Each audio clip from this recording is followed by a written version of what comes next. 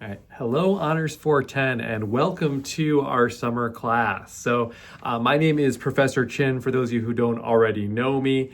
Over the course of the weeks ahead, we'll be doing this where I'll be posting these video lectures to kind of open up discussions among us all. If you have not done so already, I'd strongly encourage you to go ahead and pause here. Go back and watch that introductory video where I kind of go over some of the course mechanics and essentials. My goal with the video lectures in this class is generally to keep them on the short side, keep them moving. I know it can be hard just to listen to someone talk at you for much more than 10, maybe 15 minutes or so. So it's always going to be my goal to kind of keep within those time parameters and sometimes even shorter. But in any event, because of that, I know what one of the interesting points of an asynchronous class like this is you can't raise your hand and ask me a question in real time. So there will be significant other material to read in terms of assignment information, in terms of notes that I put in, the regularly posted discussions, so on and so forth.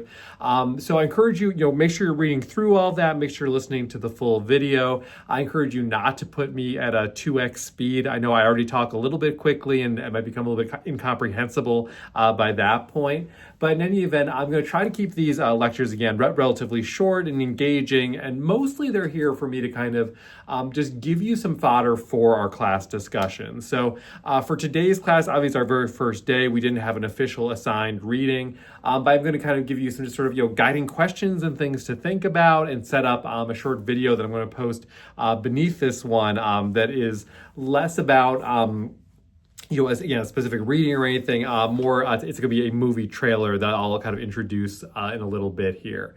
But I wanted to kind of start off this video lecture mostly just by talking about why we're here, what the concepts are of this class, aliens, ghosts, and wizards.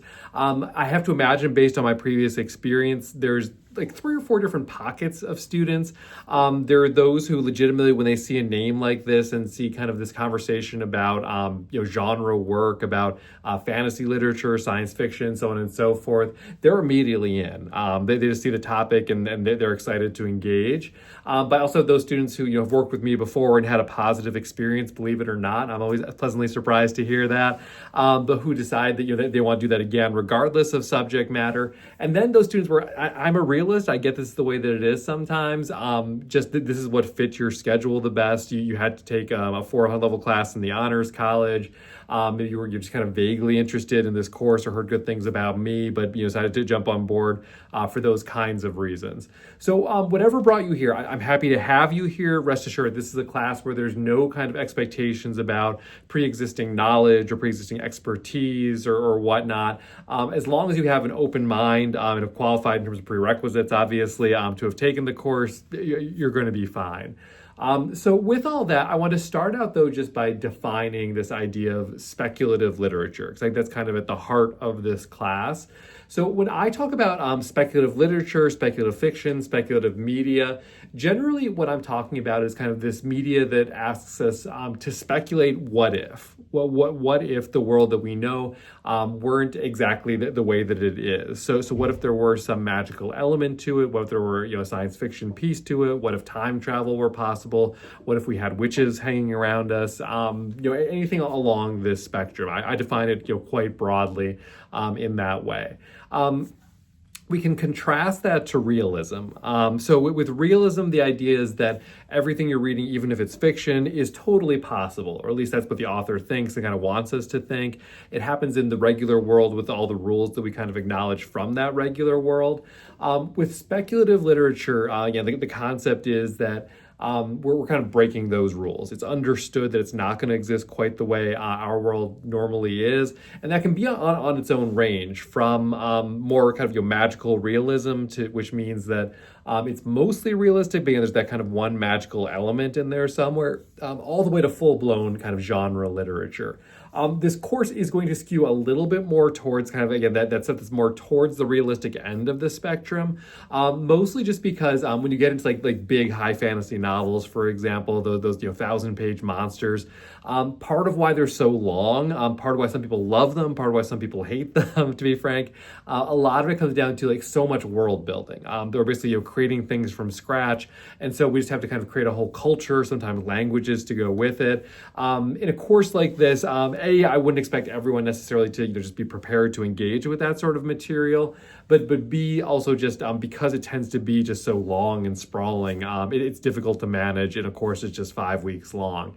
But so in this class, again, what we're going to be looking at are things that I consider to be, speculative literature that kind of, walk that line, have some sort of fantastical element to them. And so part of that, I would suggest, is the idea of escapism, right? Of just we want to read something that's, dissociated from our current world. Maybe, real world pressures are kind of getting to us. Maybe our current political landscape is wearing on some people, and we just want to escape into another kind of reality. I totally get that. I think that's one aspect of why people tend to engage with this sort of work. I would also suggest there's other reasons too. And one of the biggest ones, and one that I know we'll come back to here and there throughout the term, is this idea of disarming our preconceptions. So, we think about, the real world that we're all familiar with. We all have certain preconceptions about things.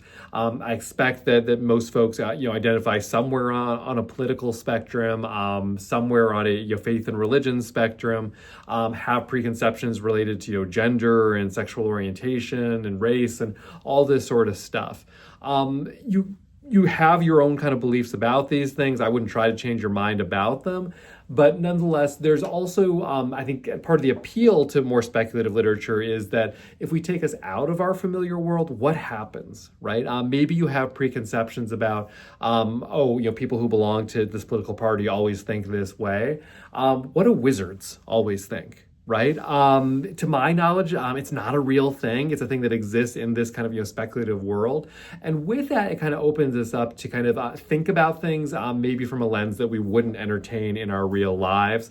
And sometimes get at some very real issues and very real concerns through this lens of something more fantastical, where we feel like we're just in it for a good story, but maybe gets us thinking about things on a deeper or at least a different level than we had previously.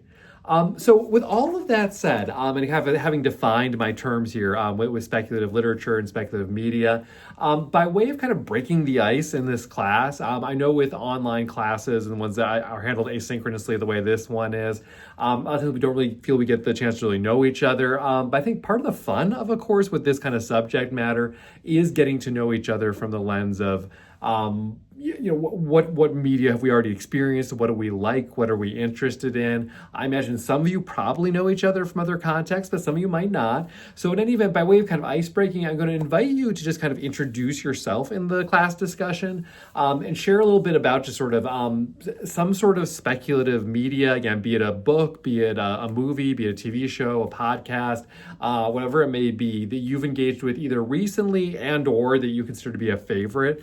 That you might kind of just recommend the class in that way. And if you say like, geez, I've never really kind of engaged with this sort of stuff, I'm just taking the class to kind of get my feet wet, that's fine. If you don't have anything like that, feel free to give a more general recommendation of something you've enjoyed recently. Doesn't have to necessarily be on theme if you just don't have a good answer for that. Please still feel free to participate in that way. Okay, the other main part of this first discussion. So I'm not going to read the whole syllabus to folks just because I feel like that gets really tedious. You all can read.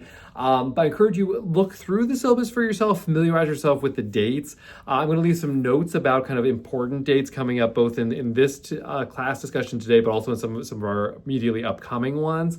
But feel free, again, to ask questions. I'm going to leave a thread open just for the sake of asking questions that are kind of for the good of the order. So not saying that you specifically have this one issue that you want a very specific, maybe private answer to. Feel free to email me those things. But the sort of bigger picture things that aren't really making sense yet, or you just some clarification on, feel free to ask those. But otherwise, just by way of kind of an exercise, again, there was no reading for today, but to kind of just get us started in kind of analyzing something, thinking about something, reacting to something. I'm going to post the trailer for a movie below here, which at least as of the time I'm recording this is available on Netflix. It was, I believe, a Netflix original, and so it's one of those ones that, to my knowledge, is just going to stay there, unlike a lot that kind of come and go from these streaming services. But the movie is called Horse Girl. It came out a few years back. I think it was 2019 or 2020. But in any event, I'm going to put the trailer for it. In some of the past versions of this class, we've actually watched this movie together. That's not a part of the design here, but nonetheless, I think it's a good example of something that's just sort of out there, again, speculative, sort of strange. And so I'm curious just kind of reactions to this. How does it sort of make you feel when you watch this? If it makes you want to watch more and watch the whole movie, by the way, please feel free if you have access to Netflix. But if it appeals to you in that way, why? What's grabbing our attention? What's interesting us? And by contrast, if it's not really doing it for us, if it sort of is off-putting in some ways, I can certainly understand that reaction. What's going on there? What are we sort of missing? What are we not liking about what we're getting here? And otherwise, what sort of stands out? What kind of questions does this sort of bring up for us? But okay, that's probably plenty for a first day. So I'm going to leave it all there. And please be sure to be checking the syllabus for reading assignments. We'll get a little more into the meat of things next time with a more formal reading assignment and discussion related to it. But thank you very much for watching, and I look forward to our discussion.